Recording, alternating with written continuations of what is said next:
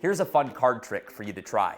A 9 and a 6. We'll put the cards towards the middle of the pack and we'll push them in and kind of lose them in there like so. Watch.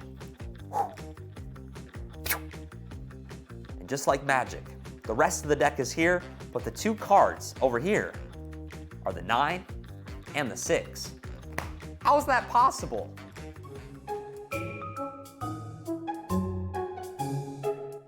Here's the secret to this card trick. You'll need a deck of cards, and beforehand, you have to do the secret preparation. You will need the 9 of spades, the 6 of clubs, the 9 of clubs, and the 6 of spades. Here's what you do. Take one of the 9s, place it on top of the deck, and take one of the 6s, place it on the bottom.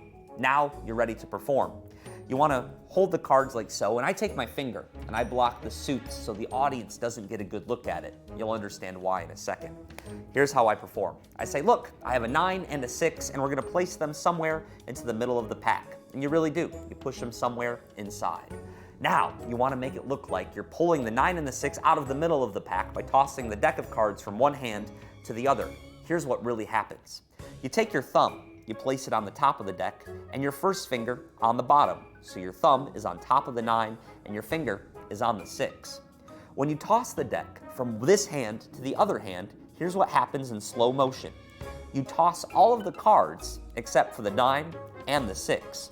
Look, when I do this in slow motion, I'm simply taking the bottom card and the top card as I toss the rest of the cards to this hand, leaving the 9 and the 6 behind.